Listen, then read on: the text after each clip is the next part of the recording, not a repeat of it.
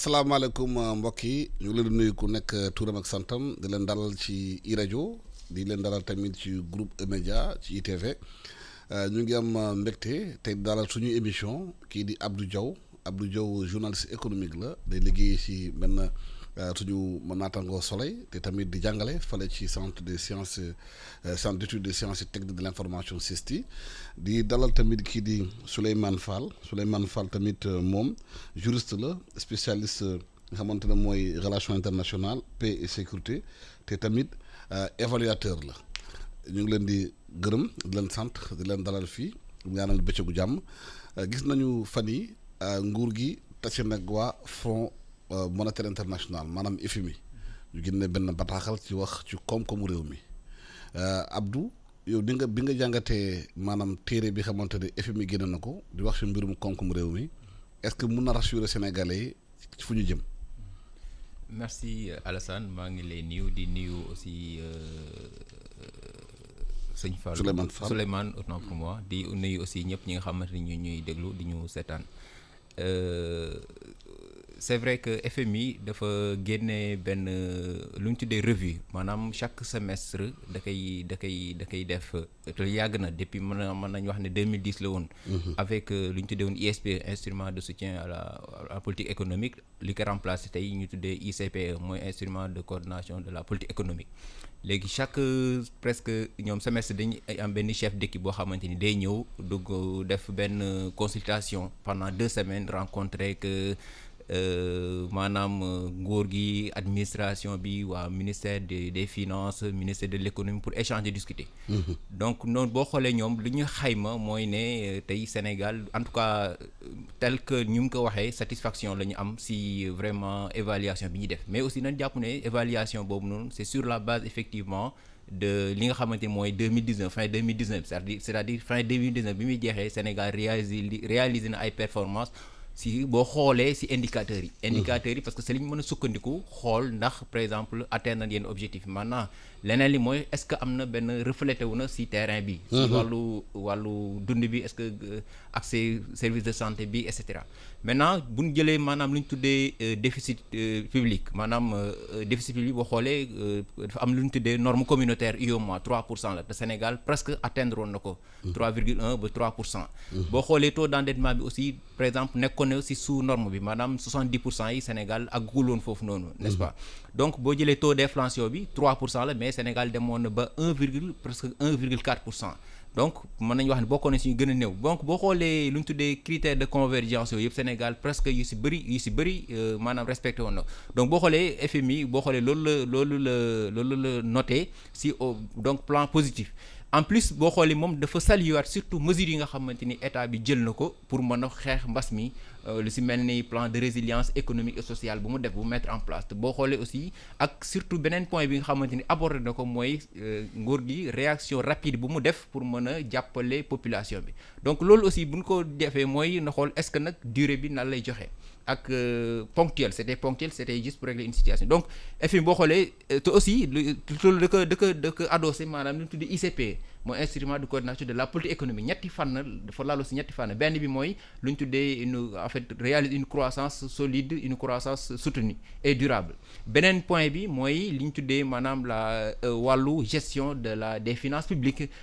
maanaam wax ñu ban stratégie lañ mën a def de sorte que danañ mën a gën a mobiliser les ressources à travers li ñu tuddee SMRT stratégie de mobilisation des ressources des stratégie mobilisation des ressources à moyen terme beneen bi nga xamante ni nag mooy troisième pilier bi nga xamante ni moo lalu lu ñu tuddee ICP bi mooy lu si mel ni wàllu gestion ressources pétrolières yi donc boo xoolee ñetti fànn yooyu yëpp tey jàpp ne Sénégal def ni si ay jéego bu ñu jëlee premier bi mooy wàllu croissance bi si fin 2019 bi ça va deuxième bi par exemple mooy wàllu dette bi Sénégal mi ngi doon élaborer stratégie boobu ma lay wax troisième bi li nga xamante ni mooy contenu local bi ak yeneen arsenal juridique bi nga xamante ni tey day viser ñu gën a mën a sauver donc war na gën a mën a gérer gouverner donc de manière très transparente li nga xamante ni mooy ressources pétrolières yi donc si loolu la maintenant nag ñoom ñi ngi toog di xaar par rapport ak surtout mesures yi ak ban njeexital lay am par rapport ak situation financière bi situation économique bi nga xamante ni tey c'est très un peu tendu par rapport ak situation sanitaire bi ko waral donc instant bi nii moo tax dañuy surveiller di xool mais nañ jàpp ne surtout ñoom dañ basé woon ci année 2019 bi ñu xool nag 2020 bi peut-être la lay joxe puisque ñu ngi entamé nañ deuxième semestre 2020 bi. donc bu ñu comprendre Souleymane FMI li mu wax ba mu koy xayma xëy na xayma boobu mbas bi ñëwagul woon. effectivement ñoom seen xayma daanaka ci 2019 bi ñoom prévoir wuñu dara ci période bi ñu nekk après Covid bi parce que comme ni ko sama naataango bi waxee léegi maanaam ci critère ñoom yi ñu jëloon en quelque sorte mooy réforme sur la justice commerciale sur le code du travail beneen critère bi mooy foncier bi indépendamment du moins di critères yi di sama naataango bi di wax mais li ci doy waar mooy assistance bi FMI di def Sénégal fii nii c'est une assistance à la fois technique et financière ñoom nee nañu bii nii assistance technique la te ni mu ko waxee léegi maanaam dañu doon accompagner état du Sénégal à travers donc les ressources humaines mais également les ressources financières ñu xool ndax effectivement ñoom mën nañu def benn prévision pour que suñu déficit public bi nga xamante ni c'était de 3% est-ce que déficit boobu mën na wàññeeku au moins que suñu stratégie de mobilisation des ressources à moyen terme boo xamante ni ça figure dans le projet de loi de finances de 2020 est-ce que stratégie boobu dinañ ko mën a atteindre loolu FMI waxu ci dara FMI daal maanaam moom critère am yi mu tegoon critères yooyu daal la évaluer xool ndax critères yooyu Sénégal appliqué na ko wala appliqué ko mais Sénégal dafa am loo xamante ni moom dañ ko doon xaar ci 2020 bi mooy boo jëlee projet de loi de finance bu 2020 bi dañoo basculer actuellement ci ce qu'on appelle le budget programme dafa am ay réformes yu am solo yu ñu xaar ci à la fois sur les responsables de programme ci à la fois sur Assemblée nationale mais à la fois sur ñi nga xamante ni tey jii dañuy gérer ay plan ay programme yu ci mel ni ay PUMA ay PUDC ay direction générale de l'entrepreneuriat rapide ñooñu ñëpp boo leen jëlee ci budget bi ma jox la par exemple rek DER dañ ko joxoon 15 milliards nga jël PUMA ñu jox ko 5 milliards nga jël Promoville ñu jox leen 15 milliards indépendamment aussi ci li ma la waxoon sànq mooy maanaam réforme yi am ci finance publique bi tey jii les responsables de programme bi ñu exécuter seen programme annuel ba pare Assemblée nationale dafa waroon jot seen projet yooyu seen bilan seen programme seen projet annuel de performance voilà xool effectivement ndax changement yi UEMOA waxoon est-ce que Sénégal def na ko wala defu ko foofu lañ doon xaar exactement FMI mais boo xoolee critères yooyu daanaka ñoom bokkul ci seen instrument de coordination des politiques économiques alors que man de mon point de vue loolu moo ëpp solo loolu moo ñu gënal am avantage ci ay assistance technique wala financière bi FMI di def parce que loolu dinañu permettre ñu évaluer ñun suñu bopp te évaluation boobu évaluation interne lay doon évaluation locale lay doon indépendamment donc te assistance FMI di def voilà man fi ma doon xaar FMI par rapport à surtout ci Covid bi nga xamante ni daf ñu affecté négativement sur le plan économique parce qu'on a raté le train comment dire de la prévention instant yi boo jëlee Banque africaine de développement ñoom boo liree seen dernier rapport sur les perspectives économiques et financières nga xam ni ils ont peint au rouge tous les pays africains nee nañu ñoom ce sera extrêmement difficile pour que Afrique ci dynamique bi mu nekkoon ku ñu mel ni Sénégal xam nga ni on était dans une dynamique d'atteindre un taux de croissance de 7% instant yi président Macky Sall keroog génn na wax ni effectivement boo moytul dinañu daanu wàññeeku dem ba ay 3 ou 4% te c'est la même chose qui risque de se passer dans tous les pays africains or que FMI ñoom nee nañu tout est agréable voilà on peut chanter et danser peut-être Alassane boo xoolee FMI dafa am ñaari façon yoo xamante ni moom lay intervenir benn bi mooy comme ni mu ko waxee léegi intervention financière bi nga xam def na ko te boo xoolee Sénégal bénéficié wu na si à travers li ñu tuddee DTS droit de tirage spéciaux yi nga xamante ni 400 millions de dollars correspondant même 226 milliards yoo xamante ni bon à travers récupération de ces quote-parts yoo xam jot na ko si mobilisation 1000 milliards force Covid bi. beneen intervention boo xamante ni FMI dëkk de mooy lu mu wax léegi mooy intervention de assistance technique maanaam day ñëw gisee ñi nga xamante ni ñooy wàllu ministère des finances wala budget appuyer leen accompagner leen si wàllu réforme lu si wàllu mel ni wàllu budget lu si mel ni wàllu justice et cetera donc mais boo xoolee FMI ICP bi ñi ngi ko approuvé le 10 janvier 2020 donc il y a 4-5 mois donc du coup dama jàpp ne période bi day gàtt lool pour ñu mën def benn évaluation li ma la wax léegi boo xoolee FMI évaluation bi def boo xoolee presque sur la base des performances yu ñuy réaliser en 2019 en termes taux de croissance c'était bien bon en tout cas sur la base des indicateurs. kon évaluation avant Covid la. avant Covid lañ jël à prendre en compte parce que léegi nag boo xoolee ñoom Covid bi ñoom lu ñu si prononcé wu c'est simple mooy presse bi quoi bon programme de résilience économique moom la état mettre en place. beneen bi mooy li nga xamante ni annoncé na ko si lu si mel ni plan de relance globale bi nga xam ne def na ko donc boo xoolee FMI man dama jàpp si sama xel bu gàtt peut-être mooy ne pour ñu mën a def évaluation parce que ñu ngi approuvé yàggul 4-5 mois lay tolloog donc day xaw a gàtt lool ñu mën si évaluer et du coup boo xoolee même ISP bi c'était la même chose dañuy toog 6 mois ñu doog xool évaluer par rapport ak performance yu réalisé na beneen affaire bi nga xamante ni am na si mooy li mu doon wax léegi maanaam lu si mel ni wàllu déficit budget programme bi muy wax c'est vrai ñu ngi nekk 6e mois application budget programme pour Sénégal officiellement donc du coup aussi dana xaw a gàtt lool ñu def évaluation en général année civile bi ngay jël année bi day complète nga doog li nga wax léegi mooy benn rapport de performance annuelle boo xam ne la ñu soumettre à l'Assemblée nationale te boo xoolee beneen bi ren dafa am lu xamante ni état yi moo surtout waa UEMOA damay wax ci wàllu UEMOA bi dafa am lu ñu tuddee suspension du pacte de convergence mooy surveillance multilatérale loolu mooy lan boo xoolee FMI Sénégal dafa bokk ci benn kuréel bu ñu tuddee UEMOA te UEMOA dafa am lu leen laal lu ñu tuddee donc pacte de convergence 5 critères yi maanaam lu si mel ni taux d'endettement waroo ko dépasser 70%, taux d'inflation warul dépasser 3%, taux de pression fiscale bi war nga dem ba 20%, masse salariale bi donc par rapport ak dette bi PIB bi warul dépasser 35%. mais boo xoolee dañu ko suspendre depuis le 27 avril. chef d'État yi dañoo jël sur la base des propositions yi ministère des finances def ñu suspendre pacte de convergence autrement tey.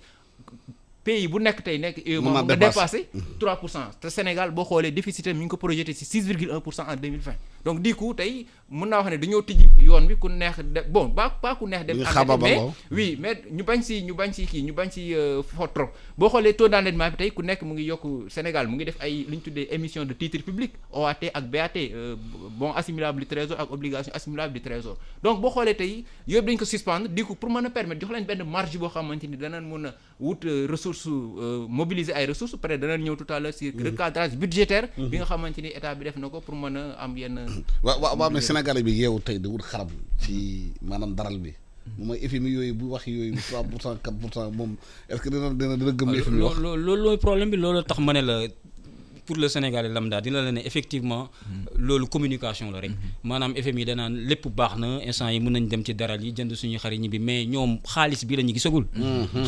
gisagul exactement parce que Covid bi daf li impact ñi doon liggéey sax dañoo toog liggéeyuñu comprendre état bi certes accompagné na leen mais doyul instant yi FMI daal ñoom da leen ñëw ne leen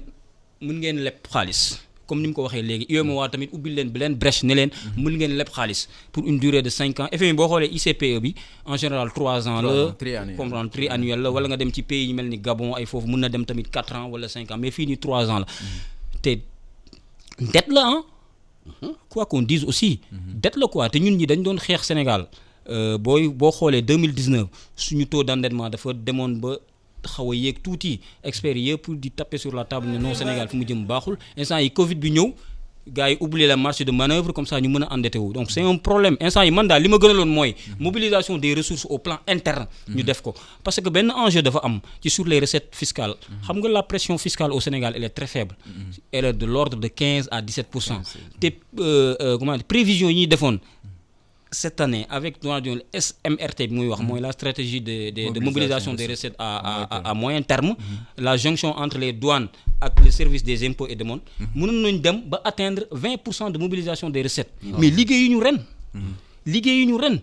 les services des impôts et domaines ak douaniers yi ñoom ban stratégie la ñuy teg pour mobiliser des ressources foofu loolu tax ma ne la évaluation mën na bañ a doon une évaluation annuelle évaluation en mi-parcours mën na am évaluation ante am na ex post am na final am na récapitulatif am na yeneen am na donc situation bu amee rek yow da nga war a toog xool effectivement fan nga jëm yan moyens ngay jël en place pour faire face te man mobilisation comment dire des recettes internes boobu man daf ma amal solo parce que boobu noonu boobu rek ci la ñu mën a soxandiko pour ñun Sénégal ñu financer. boo waxee foofu. mobilisation de recette interne xam nga sànq na nga fiscalité bi 15% la. donc tam Sénégalais yu bëri ñu dul fay impôt. effectivement duñu fay l'impôt. effectivement sociétés yu bëri duñu fay l'impôt. effectivement loolu moo tax. effectivement douane bi war a xool ñu dul fay impôt. fayaloo leen impôt. effectivement ñoom sax dañ ko bindoon ci projet de loi de finance 2020 bi ñoom douanier dafa amoon dañoo identifier woon ay niche ak ay gap sur le domaine agricole sur le domaine des télécommunications ñu nekkat fii nii war nañ fi suqandiko pour augmenter comment dirais-je les impositions foofu laa doon xaar gars yi parce que stratégie yooyu dafa am solo loolu bu ñu ko defoon dinañ am benn souveraineté fiscale boo xamante ni peut-être dina mën a engrager suñuy ressources mais tey jii on va nous faire penser sur des instruments de politique économique qui sont des politiques d'ajustement structurel new look ak yi fi nekkoon benn la pour man amul benn différence voilà loolu la rek quoi. mais lan moo tax état Sénégal mënul mobiliser épargne intérieure. parce que ñu bëri yorey saako xaalis seen kër yorey coffre-fort tëdd foofu. mais il faut xaalis bu ñu génnee ko ñu dugal ko ci économie bi. oui Alassane c'est très pertinent boo xoolee si ñëwaatee si wàllu taux de pression bi muy wax xam nga norme aussi dafa bokk si effectivement critères yi nga xamante ni mooy UEMOA 20% comme ni ma ko waxee effectivement dañ doon vaciller entre 16-15%. mais aussi boo xoolee man dama jàpp ne base fiscalisation bi dafa des parce que secteur informel bi xoolee tey nu mel boo xoolee am na benn étude bu waa DPE defoon en tout cas bi ñu xaw na def peut-être xaw na yàgg def 4-5 ans xoolee secteur boo xoolee l'économie nationale secteur informel moo ko porté mais 3% de contribution fiscale c'est minime par rapport même ak potentialité bi am. ANSD recensement général des entreprises en 2017 mu ngi recensé presque 400 quelques mille unités économiques mais 3% yoo xam comme contribution donc loolu man dama jàpp ne fiscalisation bi la ñu war a élargir te tey gis nga état bi 200 milliards yu mécanisme financement ba mu jox banques yi pour ñu jàppale ko kii dama ne boo nekkul en règle par rapport ak fisc bi c'est très difficile nga bénéficier wu c'est-à-dire souvent dañuy gis kenn muy jéem a daw pour bañ a fay fisc pour bañ a fay mais dafa jàpp ne aussi état bu ëllëg buy jàppale day jàppale ñi nekkoon en règle parce que ñoo doon verser kii donc stratégie boobu aussi nañ jàpp ne benn économiste bu siiw bu tuddee l'affaire dafa am lu ñu tuddee courbe de l'affaire maanaam taux de pression aussi bu fekkee da nga koy yokk di ko yokk finalement les gens duñu amati même duñu sawar di fay impôt donc loolu aussi est-ce que Sénégal ñu jouer si de manière très très très est-ce que si mbirum impôt yi am def nañu benn étude sociologique et socio-anthropologique xool lan moo tax Sénégal duñ fay impôt est-ce que am na étude bu ci def parce que am na benn téere bi ma liir bi soo gi jaari soo bindoon nee na impôt dafa am charge bi xamante ne coloniale ci nit ñi avant l'impôt bu ñu ko waxee c'était une sorte de défiance bi xamante ne population di koy bañ pour xeex moo tax impôt bu continue bu ñu ko continue di ko collecté noonu population dañu toujours yaakaar ne bu ñu fayul impôt mooy résistance la surtout dans le milieu mouride dans le milieu des trucs est-ce que sociétés yi gën a ngandee gën a bëri xaalis bi mënu leen gën a mën a yokk impôt foofu population bi xool naka la négocier ñoom fay impôt xam nga li nga wax ni c'est tout à fait vrai dama déglu benn reportage jëm ci benn rajo ay commerçants ñu ne ñoom à partir de lundi duñ fayati patente duñ fayati impôt parce que ñoom li ñu fay lépp gisuñ ko ci mairie bi defal leen dara c'est-à-dire loolu aussi à l'échelle locale noonu nga koy appliquer à l'échelle même nationale parce que aussi impôt boo koy fay boo xoolee budget bi xam nga ñu ngi parce que moo chargé impôt si conscience collective conscience mais aussi dañu même lu ñu tuddee même civisme fiscal te boo xoolee DGID am na lu mu lancé woon il y a 3 mois lu ñu tuddee yaatal boobu noonu li ko kii mooy ñu élargir la base fiscale mooy capter ñi nga xamante ni li nga xamante ni mooy opportunité comme ni ko waxee am na niche yoo xamante ni fiscaliser wuñ ko en plus surtout beneen instrument bi ñu mooy wàllu géolocalisation ak dématérialisation bi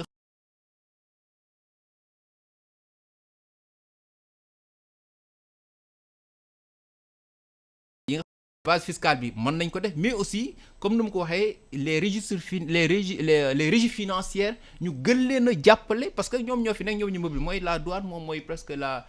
DGD ak trésor noonu leen gën a mën a accompagner surtout en termes de modernisation gën a mën a capter mais aussi am na beneen débat boo xamante ni peut-être mos nañ si échanger fii mooy lu ñu tuddee GAFAM les services numériques mais xoolal service numérique tey ku nekk yaa ngi sa smartphone te xoolal tey actuellement depuis mbas bi mu amee télétravail nu mu doxee mais les gens on ne pense même pas OCDE moo porté projet bi mais ñun aussi Sénégal c'est vrai xaw na présent tuuti par rapport ak décisions yi autres mais dama jàpp ne na nekk benn niche mu nekk benn début de réflexion boo xamante ni na ñëpp na ko engagé xool nan leen mu ne parce que numérique bi ça pèse extrêmement lourd. Effectivement. mu ngi am benn conflit peut-être un peu entre France ak États-Unis concernant. Les GAFA. Oui, les GAFAM, etc. Et je pense que ñun comme que GAFAM ñun nous ne sommes pas épargnés et c'est l'occasion ñu poser le débat xool ban stratégie lañ mën a mettre en place de telle sorte que danañ mën a exploiter opportunités yi nga xamante ni en termes de fiscalité si service numérique yi nga xam moom lay utiliser. mais est-ce que awul la sensibilisation nit ñi ci mbirum l'impôt parce que comme l'impôt ni ñu koy xoolee ni ñu koy analyser ñoom population bi et puis dañu constater que état Sénégal des fois day dóor ñu néew ju doole ji ci impôt bi grande société ñu leen defal exonération fiscale. effectivement problème la. mooy li nga ñu fay dara. li nga doon wax léegi dafa am solo maanaam étude sociologique et anthropologique bi ñu war a def ci impôt. je suis parfaitement d'accord su ne Sénégal secteur informel bi dafa am doole. te gars yi duñu fay impôt. mais comprendre duñu ñoom dañoo comprendre parce que tey jii ñi nekk secteur informel bi boo ñëwee di waxtaan ak ñoom ci nan la ñu war a mën a formaliser wu. sur le plan administratif économique et financier xamuñu ko. état bi accompagné wu leen ci côté boobu. alors que y a une jeunesse aujourd'hui qui est là. qui est très bien formée man je ne crois pas à un certain comment dirais-je inflation communicationnelle boo nga xamante ni Sénégal voilà nit ñi dañoo jàng ils ne sont pas qualifiés non tey jii Sénégal fii jeunes ñi fi nekk ñi jàng fii ñu bëri dañuy taqale ci mbirum entrepreneuriat xam nañu nu muy demee mais ñooñu mën nga leen utiliser tey jii nga def leen ay relais financier nga def leen ay relais économique ñoom ñu wàcc sur le terrain dem ci secteur informel bi expliquer leen carrément ne leen exactement wàllum impôt nii la mais trésor accompagner leen douane accompagner leen gars yi xam exactement ñu formaliser yu créer seen entreprise di participer ci mbirum économie bi mais loolu boo ko deful mais les gens vont échapper mënoo ci dara tey jii Covid bi gis nga décision yi ñu jël mënuñu woon appliquer décision yi parce que nit ñi dañoo toog seen kër liggéeyuñu bu état bi waxee gars yi défier leen ne leen kat ñun ñoo moom suñu liggéey bopp état bi defaluñu dara ñun li ñuy liggéey ñun ñoo koy bay mais état bi bu leen accompagner wu leen di leen joxal ay subventions peut-être wala defal leen ay moratoire sur l'impôt ni ko entreprise yi di fayee ki nga xamante ni tey dafa ubbi entreprise am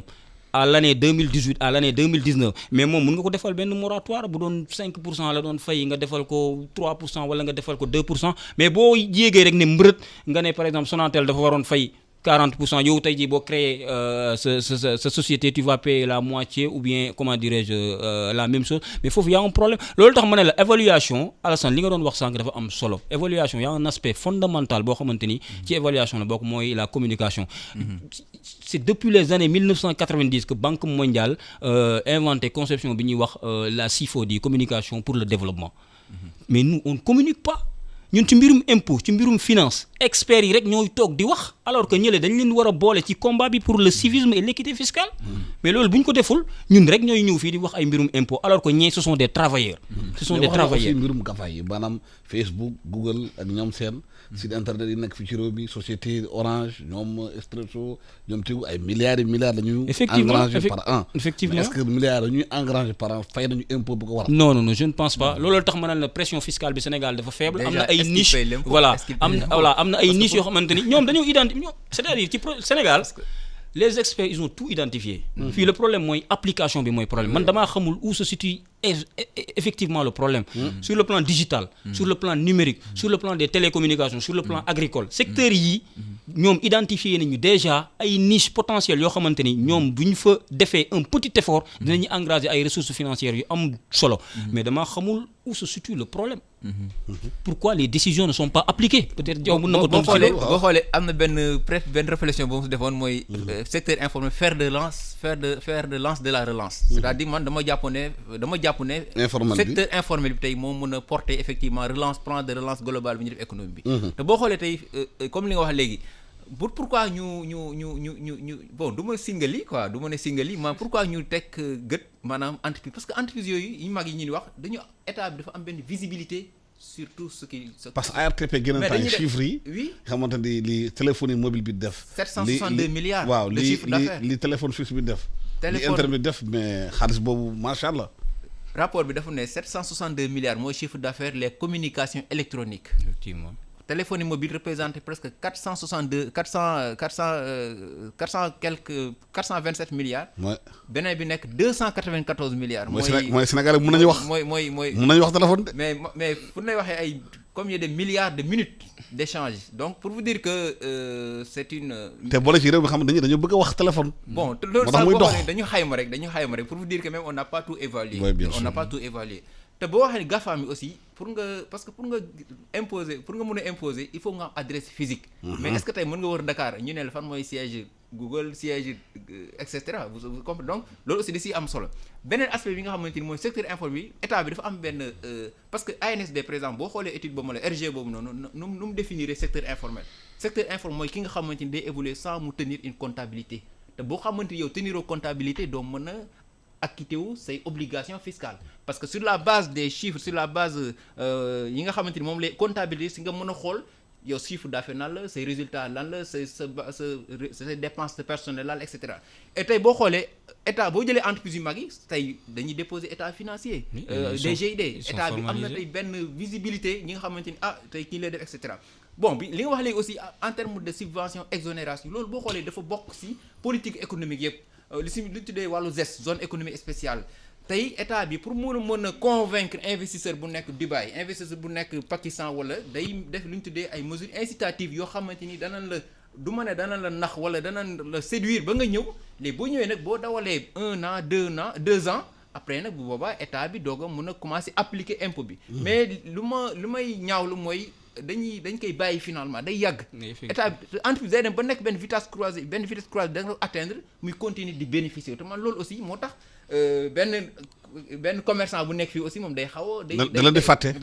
day mer quoi donc je crois que certes mesure incitative am mais il faut ñu évaluer bu ñu évaluer xool ban stratégie la ñu gën a mettre en place de sorte que ku nekk da nga mën a contribuer et je pense que tey dañu war a li mu wax léegi. est-ce qu'il faut le problème suivi bi. oui suivi évaluation bi xam. exact surtout évaluer bu ñu nee Alassane mu nga installé wu pendant 5 ans doo fay impôt 5 ans yi mu ne commencé nga fay impôt. bien sûr à moins que Alassane di joxe impôt ci suuf. exact te gis nga subvention. bu fekkee impôt suuf nag am na kon Alassane du fay. mais loolu mooy problème. il faut ñu vérifier loolu kuy laal impôt yooyu. xam nga lu ñu tuddee am na lu ñu tuddee dépense fiscale loo xamante ni aussi day nekk benn genre manque à gagner par rapport à l'État même su fekkee ne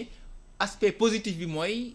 ñëw nañ installé wu am na création d'emploi mais il faut que ñu évaluer comme lu wax de bu ñu évaluer xool lan moo doxul. ñu corriger ko bu fekkee ne moom entreprise bi tey dem na ba nga xamante ni mi ngi dox mi ngi dem normal après mu commencé fay impôt mais mënuñ continuer di appliquer ay mesures incitatives alors que keneen ki benn commerçant bi tey patente éliminer nañ ko ñu mettre en place ce qu'on appelle CEL contribution économique CEL bi nga xamante ni état bi mettre na ko en place pour mën a remplacer impôt pour mën a remplacer patente yi nga xamante ni moom la ñuy fay si juuti yi exactement je pense que tey état am na doole boo xam ne tey ku bëgg fay impôt di ko mais bon dañuy xaar est-ce que du ma ne manque de volonté politique parce que li nga xamante day permettre nga gën a yokk sa xaalis yokk koppari gisuma ne état bi dana manque de volonté politique boobu mais surtout civisme fiscal boobu aussi ñu def ko donc celle bi contribution économique locale bi nga xamante ni peut-être am na solo si jël benn page publicitaire dañu ñëwaat studio bi. Publicité sur iRadio.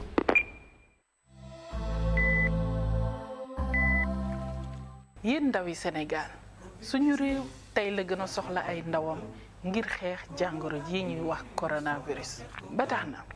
ginnaaw bi ñu leen gërëmee bu baax sant leen ci seen taxawaay ngir faagaagal jàngoro ji dañu ñëwaat tey ngir gën leen a ñaax pour ñu gën a dëgëral taxawaay bi ngir jëlee fi jàngoro jii di wax coronavirus njëkkee ko ci digle yi nga xamante ne kër docteur digle na ko waaye lépp ñu def ko ci yar ak teggin ndax nag coronavirus kat bàyyiwul mag bàyyiwul ndaw nañu respecté waxtu yi nga xamante ne ni moom nañu indi ngir couvre-feu bi respecté solu masque bi waaye itam gàttal suñu tànk ndax bu ñu bëggee dakkal xuus gi nga xamante ni jàngoro bi mu ngi koy xuus bu baax ci askan bi dañoo war a gàttal suñu tànk gàttal suñu dem ak dikk ndax nag jàngoroy coronavirus ñun ñoo ko mën a xeexal suñu bopp ndax ñun ñoo ëpp ci askan bi ñun ndaw ñi ñu ngi leen di ñaan ñu respecté li nga xamante ne ni moom la fi autorité yi teg pour faagaagal jàngoro ji ñuy wax coronavirus moo tax ñu ngi leen di ñaan ñu boole xel yi boole xalaat yi ngir faagaagal jàngoroy coronavirus fii ci suñu réew di Sénégal. corona bi na fi yam sama wareef mooy dog buumu corona bi.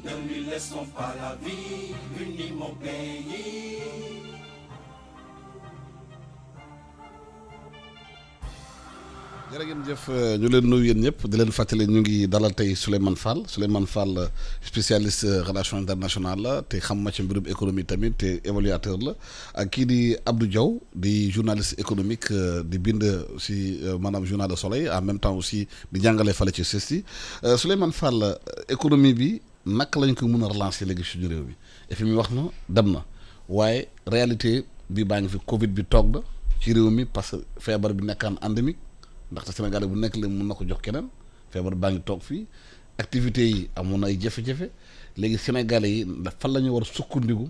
pour relancer seen économie. waaw loolu fa la ñuy xaar effectivement Macky Sall man fi ma koy xaaree mooy ci période d'urgence bi bu ñu nekk parce que ba léegi Sénégal levé nañu période d'urgence mais OMS ba léegi ci urgence internationale lañ nekk. instant yi investisseurs yi kenn ñëwul les aéroports sont fermés ñun ñi ñoo toog suñu réew ñun ñoo war a imaginer effectivement fan la ñu bëgg a dem. mooy li ma doon wax sànq rek maanaam ñun tey dañoo war a góorgóorlu ci sur les régies financières man fa laa gis effectivement que mun nañ fa appuyer pour ñu mobiliser des ressources importantes pour ñu mën a financer suñu développement au courant de l'année 2021 beneen affaire bi mooy c'est une occasion qui nous est donnée ci wàllum mbay comprendre nga ci wàllum mbay ci wàllum élevage am na ay secteurs yoo xamante ni Sénégal fii ce sont des secteurs porteurs les technologies médicales la pêche l'agriculture l'élevage génnal tey ji ci dëkk bi nga xool ñi fiy jaay xar ah ce sont des gens mais qui se débrouillent très bien mais foofu noonu état bi na xool ñii nii nan la leen war a mën a accompagner s'il le faut sax subventionner leen mu subventionner leen pour les accompagner mais li ci doy waar mooy ICPE bi ñu doon waxtaan sànq tey ji comment dirais FMI dafa ñëw ci ICPE bi instrument de coordination des politiques économiques mais subvention yi FMI day wax carrément que état bi na bàyyi subvention yi boo xoolee subvention bi amoon ci sur l'électricité subvention bi amoon ci wàllu ndox état bi da koy mujj bàyyi or que tey jii dañoo soxla suñu état bi muy subventionner yenn secteur parce que contexte bi moo ko laaj contexte pourquoi FMI di laaj état Sénégal bàyyi subvention alors pays européen nañu subventionné seen i meew nañu subventionné agriculteur c'est ça loolu mooy problème bi maanaam ñoom lu ñu dul def seen réew dañuy ñëw bëgg africains yi di ko def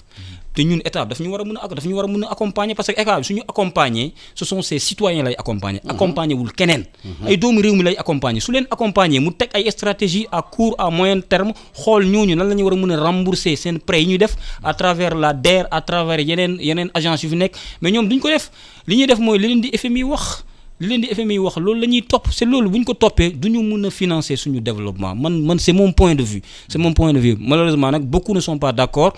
sur quoi que tey jii parce que li nga wax sax yow kii di du tudd Joseph Stiglitz nekkoon FMI liggéey noonu wax na ko ne FMI du développe mukk réew banque mondiale kon jeex na kon tey jii kay bu ñu nekkee fii voilà biir FMI wala ñu nekk banque mondiale sax souvent dañuy critiquer stratégie FMI yi donc comme ni ma la ko waxee les secteurs porteurs sont là secteurs yi souvent les champions état bi day ñëw jàppale leen xool effectivement ñooñu stratégie semestrielle ou bien stratégie annuelle effectivement est-ce que ñoom ils ont engagé un certain nombre de ressources accompagner leen ñu employer booy liggéey ñu mën a am une autonomie comment dirais-je économique et financière sur le plan agricole ñu def ko sur le plan de l'élevage ñu def ko sur le plan de la pêche ñu def ko secteur yooyu ñu jàpp si bu baax def ci doole bi mu war a am pendant 2 ans pendant 3 ans di nga gis ne dina am ay changements yu extraordinaires mais loolu bu ñu ko deful on va carrément rater le train voilà. yan levier la état bi mën a appuyer wu pour relancer économie bi après Covid bi parce que gis nañu agriculture bi am na solo. gis nañu que avec Covid bi. wér-gu-yaram am na solo. tout à fait éducation am na solo. état bi naka lay mobiliser épargne intérieure parce que dama yaakaar ne bu fekkee ne état bi amoon na stratégie. gis nañu fii ay taarix yu mag. bu ñu waxee nañu mobiliser xaalis suba. ñëpp taxaw mobiliser xaalis bi. est-ce que état bi waru am lëkkaloo ak yooyu sur le plan économique. naka la ñuy financer économie bi puisque ñooñu am nañu gàfa am nañu xaalis. oui c'est vrai xam nga boo xoolee peut-être wàllu relance bi man damay ñëwaat rek parce que peut-être moom laa gëm quoi mooy ne il faut que ñu compter sur force endogène yi. parce que tey mbas mi dafa wane ne ñun nekkoon na benn économie boo xamante ni xawoon nañoo dépendre trop ci marché international bi parce que lan mooy wane ne dañoo dépendre il suffit que mu am benn perturbation ci marché international bi ñun ñu subir les conséquences. subir les conséquences mooy tey bon malgré que mbas mi amoon na mais ñu ngi doon continuer di indi cargo yi ñu ngi ñëw di indi et cetera mais tey bu fekkee ne tey dañu parce que boo xoolee les chefs de l'État wax na ko mooy avant dernier conseil des ministres bi amoon compter sur nos forces productives, sur nos bases productives. C'est ça le terme qu'il avait utilisé. Mais que les moyens sont mis en place pour cela. Waaw d'abord il faut ñu identifier d'abord piliers yi opportunité ñu xool après les moyens vont suivre après boo xoolee maanaam li ma gëm mooy industrialisation bi nga xamante ni vraiment c'est vrai dañ koy wax di ko faral di wax mais dama jàpp ne nekk na benn solution boo xam ne tey parce que boo xoolee économie dafa basé aussi benn triptyque secteur primaire secondaire tertiaire te li nga xamante ni moo industrialisation bi dafa nekk wàllu secteur secondaire te tey boo xoolee secteur secondaire bi tey dafa am solo wàllu PME yi petite et moyenne entreprise les TPME très petite moyenne entreprise te yooyu ñooy porté tey wàllu koom-koom te je pense que tey état bi tey c'est vrai wàllu à travers presse mooy programme économique bi génn na benn montant wàllu 200 milliards c'est vrai mais day nekk des mesures yoo xamante ni c'est conjoncturel c'est ponctuel et je pense que tey il faut ñu gën a am benn vision boo xamante ni day porter sur un aspect plutôt structurel tey boo xoolee wàllu mobilisation financière am na solo je pense que tey état bi encore je pense il est en train de travailler sur benn plan de relance global boo xamante ni def na ko maintenant mobiliser l'épargne locale boo xoolee banques yi ñoo fi nekk en réalité peut-être ñun mën a mettre en contribution mooy lu si mel ni wàllu les fonds de pension par exemple ñi nga xamante ni peut-être mën na nekk benn niche boo mu ngi fii épargne bi ñi nga xamante ni aussi parce que pendant crise bi état bi lancé appel pour nit ñi contribuer mais am na ñu doon joxe 1 milliard de contribution ay 2 milliards am na ñu yore seen pour vous dire que coffre-fort c'est ce que j'ai dit bon loolu tax ma ne le potentiel local bi moo ngi fi mais c'est-à-dire il faut ñu créer benn cadre il faut il faut mu am benn cadre boo xamante ni mu pour mën a instaurer une confiance entre l'État ak ñi nga xam parce que am nañu yor quoi vous savez donc ñooñu aussi ils préfèrent souvent xam nga yaa ngi ko doon wax démb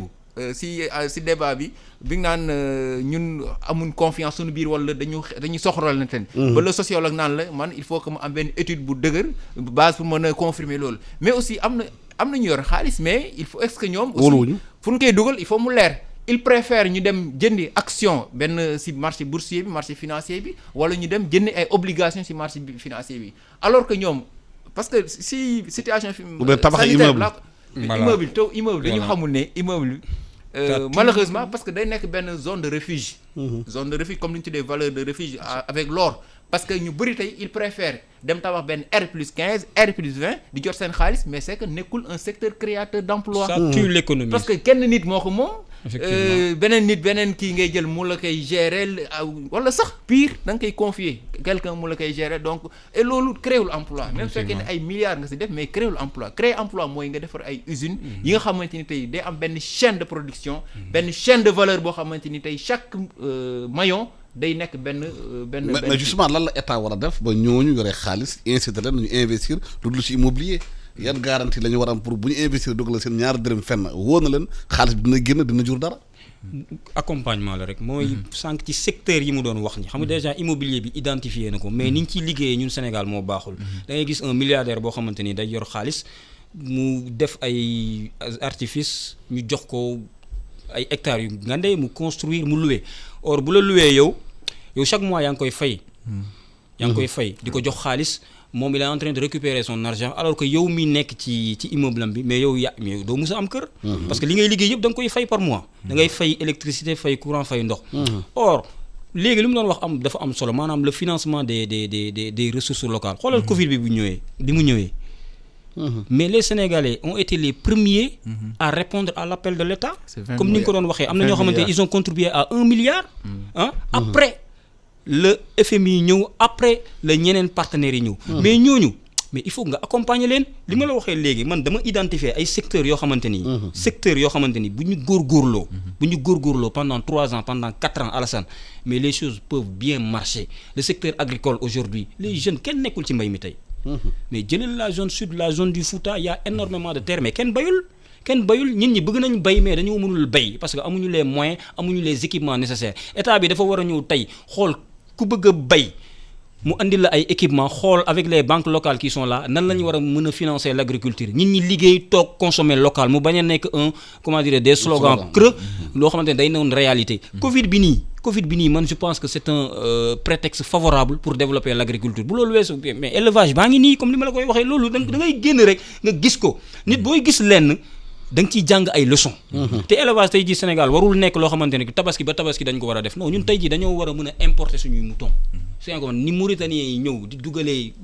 mouton yi fii Sénégal voilà ñun di ko exporter du moins di ko yóbbu Mauritanie Mali wala di ko yóbbu sax ay France di ko exporter parce que c'est une richesse nationale. La pêche elle est là ñu accompagner pêcheurs yi bañ a dem ndar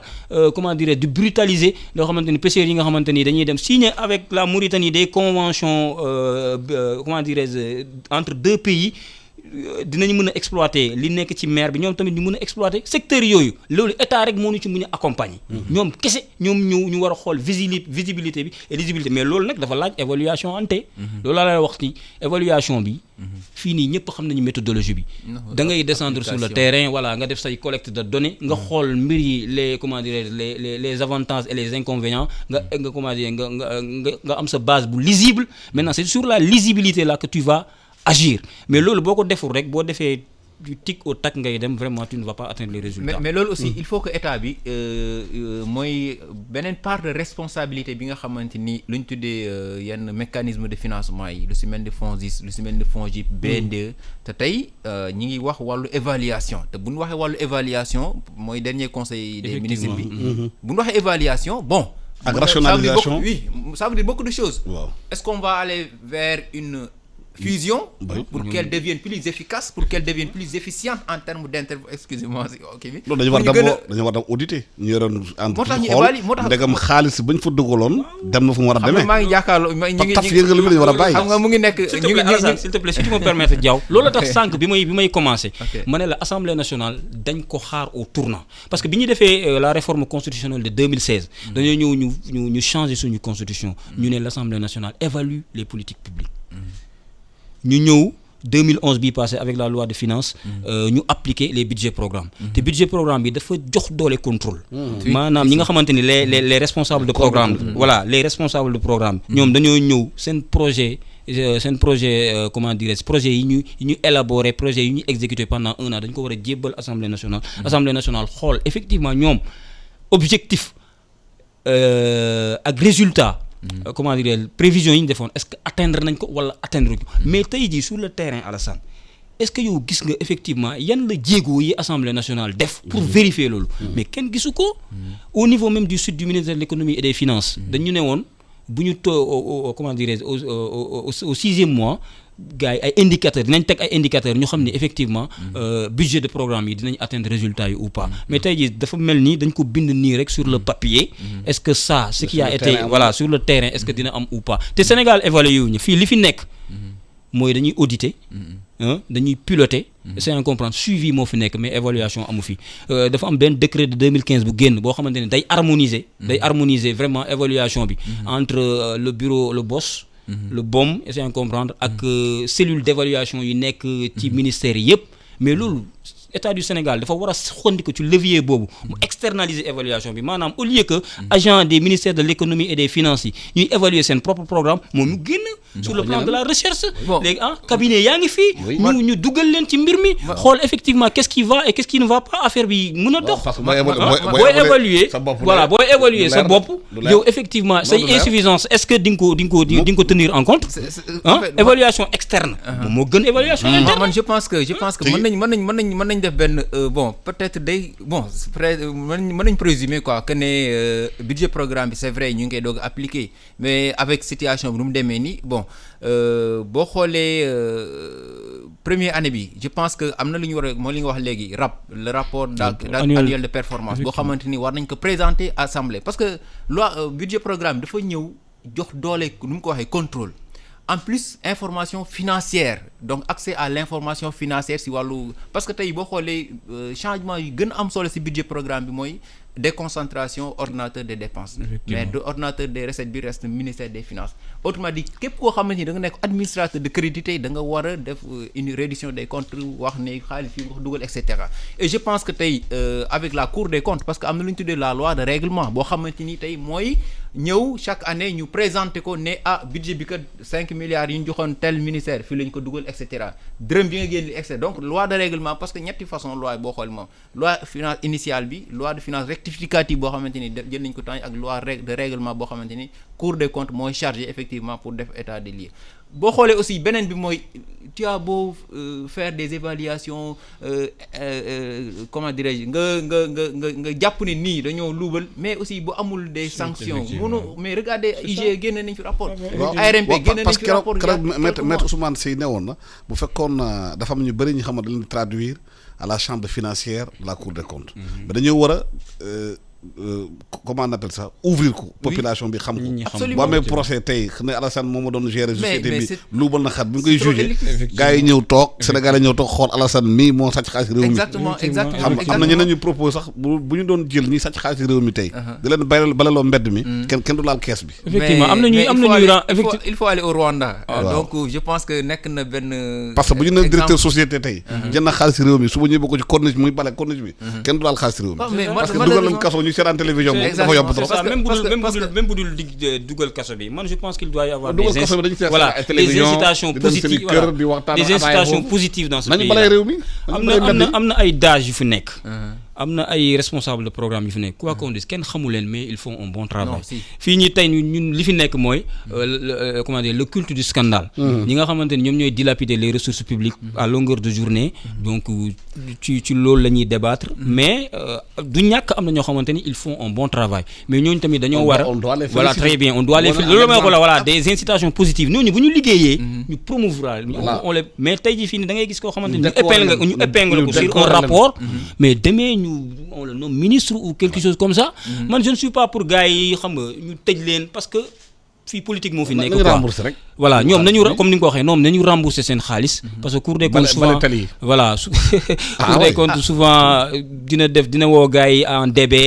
comprendre que gars yi fay ou pas mais li nga xamante ni moo war a xew suba wala ginnaaw suba mise en vente des immeubles de quelqu'un qui a bon pour ne pas citer mais xoolal tey xam nga dañ ko annoncé de manière ñëpp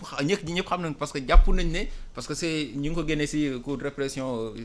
ci CREI bi lañ ko génne mais xam nga tey jàpp nañ ne peut-être alal la boo xamante ni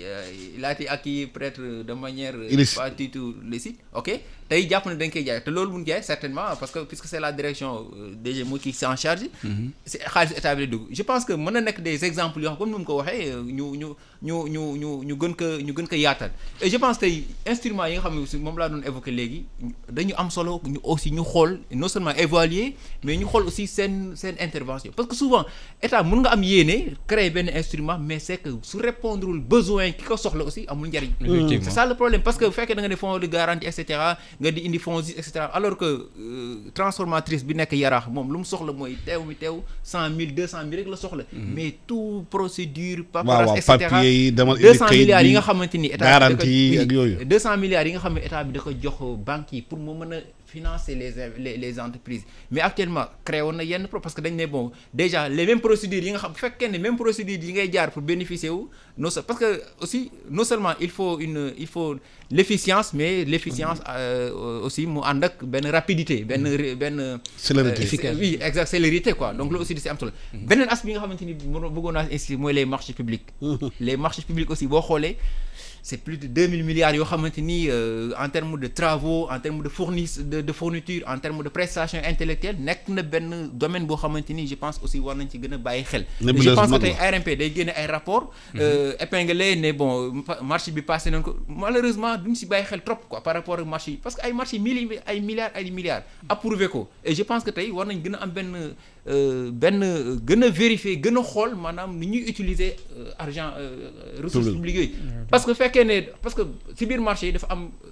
origine ressources yi dafa bari mën na nekk budget Sénégal budget national mais aussi mën na nekk budget partenaire te dañuy jàpp ne budget partenaire lu si mel ne Banque mondiale BAD Union européenne rarement ngay dégg ñu ne luuba nañ ak seen xaalis parce que ñoom aussi n'importe comment ngay utiliser seen xaalis je pense que ak nu mu ko waxee woon léegi wàllu budget programme am na ñu tuddee GAR la gestion axée sur le réseau et cetera je pense tey il faut agir Sénégal comme le disent non on a créé la roue et puis d'autres viennent dans le Burkina effectivement on réfléchit à tout vous allez au Sénégal vous prenez les résultats des séminaires vous les appliquez man je pense que le capital humain est là parce que boo xoolee même ci plan ci PSE bi bon y a am na benn point boo xamante ni c'est sur le capital humain mooy troisième axe voilà ñoom au niveau interne ñëpp xam nañ ne y a des problèmes qui sont là mais tey jii comment dirais-je nos gouvernants dañoo war a ubbeeku xam nga ñoo ngi ko bëgg a def dans le domaine de l'éducation nationale ñu ne dañoo bëgg a allier formation éducation ak formation de la même manière au niveau de la gestion des ressources publiques ñoom tey dañoo war a ubbeeku xool les meilleures pratiques le benchmarking ce qui se fait ailleurs ñu def ko associé comme ni ma lay wax nii ceux qui sont tey aujourd'hui dans le privé dans les cabinets parce que management aussi dafa laajte performance dafa laajte apprentissage yow li ngay def depuis 60 ans depuis 40 ans su marché wul mais quand même tu te poses des questions nga arrêté nga changer nga wax nga mbirum capital humain mais aussi le comportement humain parce que boo demee Sénégal fi yenn bureau yi yenn kilifa yi ba yenn directeurs yi sous-directeurs yi dañuy taal seen climatiseurs yi bàyyi ko muy tàkk toute la journée duñu fay lamp yi duñu fay dara c'est-à-dire dans l'impression que lu ñu liggéeyee foofu impôt sénégalais yi dañ koy soofantal duñ ko téye duñ ko war a téye le bien public mooy aussi gestion du bien public dañ ko war a aussi xëy na jàngal nañu naka la ñu mën a téye loolu parce que bu ñu ma exemple bu demee université tey lamp yi yëpp day takk ci chambre yi kenn du ko fay robinet yi day couler ba ay milliards ñooy gaspillé wu noonu te kenn du si jël matuwaay effectivement loolu ñun dañuy dàgg suñu salaire pour ñu fay loolu mais xam nga c'est un travail sociologique et anthropologique qui doit se faire loolu c'est au niveau même du bas âge dañoo war a inculquer modèle yooyu ci xale yi vraiment depuis bu ñu nekkee xale ba parce que li ñuy yàq nii ñun ñoo ko moom mais c'est ça quoi ñun ñàkk ñoo ko xam moom souvent quoi aussi parce que da nga naan c'est l'État qui paye mais l'État c'est qui l'État c'est nous c'est toi et moi de manière indirecte sa bopp ngay yàqal parce que tey li nga doon wax léegi impôt parce que boo jëlee budget bi bu fekkee 4000 milliards la presque 60% 70% yëpp boo xoolee si affaire wàllu recette et cetera lay jógee yeneen ay dons la ay emprunt ngay def et cetera mais recette bi réellement fan lay jógee cigare bi ngay jënd wala benn kii bi ngay dem jënd si boutique bi tu fais ay lem en même temps IS yi ñuy jël ak IR impôt sur le revenu yi ngay jël mais état bi yooyu lay jël parce que xaalis bi du taw xaalis bi mu jógee mais nag il faut dafa laaj benn ci population yi koy jëlee mais exactement de manière indirecte yow yaay financé li ngay yàq mais est-ce que loolu am na pédagogie bu ñu war a defal réew mi gouvernement na war a jàngal nit ñi ak ñi xam ko parce que ñàkk xam aussi mën nañ lu bëri bien sûr mais c'est ce que je disais bi may commencer mooy ci secteur informel dama la ne gars yi xamuñu y a pas une éducation voilà amul éducation économique et financière bi fi nekk loolu nii université nga koy jàng wala yéen journalistes yi yéenay invité nit ñi di ci wax mais sur les places publiques nit ñi loolu intéressé wu leen pour ñoom état bi defalu leen dara ñoom ñoo fi nekk ci di sonn ci Sénégal moo tax bu ñuy jotee yenn privilèges yi dañ koy exploiter comme ni mu leen neexee alors qu'ils se trompent il se trompe lourdement c'est tellement pertinent lampe mais même da ngay dem si mbedd mi nga gis lampe yu tàkk 4 à 2 heures à 14 heures ou bien à 15 heures mais où est la responsabilité des collectivités locales et cetera mairie lampe yi tàkk peut-être dañuy jàpp ne ñun moom dans les chambres peut-être personnelles mais aussi de manière beaucoup plus large aussi la responsabilité elle est partagée et je pense que tey bon dañuy wax développement mais personnel c'est très important parce que yow li ngay développement personnel boobu moom ngay imprimer sur la joxe yenn responsabilité et la notion de gestion du bien public c'est extrêmement important parce que tey li nga xamante da ngay jàpp ne bon nga ne mbedd buur la bon nga def n'importe alors que yow même sa biir kër sax yow am na benn ordre boo xamante ni moom war a imprimer malheureusement nag mënoo tu ne peux pas tricher parce que li nga appliqué si biir moom ngay appliqué si mbedd mi tu ne peux pas faire mënul nekk parce que aussi tu es trahi par tes habitudes et cetera de telle sorte que donc yar bi am na solo et tout revient à l'éducation ce qui est différent maintenant à l'instruction malheureusement dañuy def confusion alors que tu vois des intellectuels ñoo la gën a bon excusez mais c'est la réalité il faut dire les mots mais da ngay tiit quoi da ngay tiit alors qu'ils se réclament intellectuels alors que wallahi éducation boo ko amee souvent mën na même primer même sur intellectuel am na benn grand guide Sénégal mu ne fekkoon nekk na xale di jàng nee na du jiital maanaam par wàllu xam mais yar ak teggin lay njëkk a jiital parce que loolu bu la ko may dara mun nga am intellectuel jàng et cetera mais boo amul yar mais tiens li sëñ Cheikh c'est ça du la servir absolument c'est ça daara boo xoolee daara yi ni ñuy yaree ak ñun école bi ni ñuy yaree bon c'est un peu différent tout à fait parce que tey jii di nga xool benn peut-être marabout wala ku def daara sur la notion des biens publics yéen seen approche yi day wute tuuti tout à fait je me dis que souvent ñoom nationalisme bi ñu am sax tey jii ñoom ñi ñuy diriger wala ñun les experts intellectuels est-ce que am nañu nationalisme boobu c'est tout un problème donc instant yi parce que li ngeen a jàng école dafa nekkul seen culture voilà c'est ça loolu tax ma ne la daara yi au moins aussi dañ leen war a dooleel ñu xool effectivement li ñuy jàng parce que affaire bi vision la rek affaire yi vision la ñamee li ngay def man daal la dose locale mooy l'endogénéité bi nga doon wax sànq man dama ko gëm j'ai compris tous les pays qui se sont développés ils sont basés sur leur propre capital humain leur potentiel économique interne ci loolu la ñu développé mais bu fekkee yow da nga bëgg a bàyyi li nga moom say habitude say propre habitude nga dem di jëli feneen y a un problème benn aspect bi ñu fàtte Alassane mooy la santé voilà ci mbirum santé bi vraiment dama ci bëggoon wax tey ci Covid bi lañ nekk on a un problème avec ce Covid là parce que pour man dañoo raté vraiment toute la communication sur la prévention moo tax boo moytul Afrique Covid bi dina fi yàgg malheureusement voilà day yaa ngi yokku chaque jour communication bi ni mu waroon demee dès le début demeewul noonu léegi daal la gars yi bëgg a changer mënoon nañu effectivement comme ni mu la ko waxee rek ubbi tey ji y a combien d'agences marketing d'agence en communication yu nekk fii tey jii ci réew mi Sénégal mais bu ñuy wax ci mbirum Covid voilà c'est le ministre qui vient à la télé wala benn DG ñëw ne on a eu tant de ça tant de morts pendant un mois ñu ñuy tympaniser ci loolu mais tey jii gars yi bu ñu duggoon ci àll bi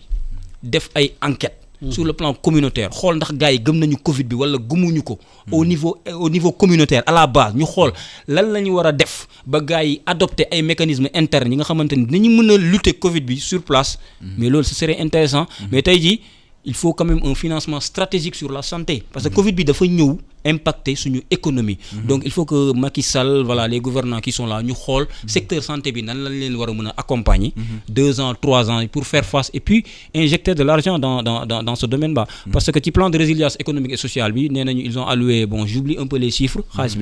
bi takku la ñu leen dugal ko sur la santé mais c'est bien il faut tamit ñu accompagner les ressources humaines profiter de la situation mais tabax ay hôpitaux tabax ay dispensaires ku nekk fële fa nga lemi su bëggee faju foofu faju waroon def évaluation mi parcours voilà c'est ça loolu yëpp loolu yëpp dafa war a am vraiment xam nga ñu defar santé bi profiter je pense que si boo jëlee plan de résilience économique sociale bi nga xamante ni moom lañ mettre en place pour atténuer les effets atténuer donc impact bi nga xamante ni moom la Covid bi 4 axes la premier axe bi mooy wàllu santé bi deuxième axe bi mooy wàllu donc résilience sociale bi ni ñu mën a assister population bi troisième bi mooy cadre kii bi mooy affaire situation pour appuyer secteur privé bi comme ça ñu gën a mën a sauvegarder donc la situation macroéconomique et quatrième axe bi nag mooy wàllu sécurisation approvisionnement beeg marché bi et je pense que tey communication bi wax loolu am na solo parce que depuis le 2 mars man dama jàpp ne la stratégie elle est très figée quoi. Elle n'est pas évolutive, elle est linéaire, elle n'est pas évolutive. Et du coup les gens bon da ngay lâcher wu quoi. waaw ba temps bi jot na nag temps bu joxoon jot na maa ngi lay gërëm Souleymane Fall. di fàttali nit ñi yow da nga nekk juriste expert sur des questions de paix de sécurité tamit nekk évaluateur. de gërëm Abdou Diaw di nekk journaliste économique Ndiguey Soleil di rappeler nit ñi masque yi. lu am solo la lii moo leen di aar ci feebar bi te tamit di yore aussi ay alcool maanaam kii bi di ko puuf parce que feebar baa ngi fi mu ko ne di rey nit ñi bu baax a baax ku yaakaar na feebar bi demagul donc boo leen yeboo ngeen jël seen matuwaay protéger seen bopp protéger réew mi protéger seen famille masque bi lu am solo la ñu leen gërëm di leen sant di leen ñaanal yéen du jàmm ak salaam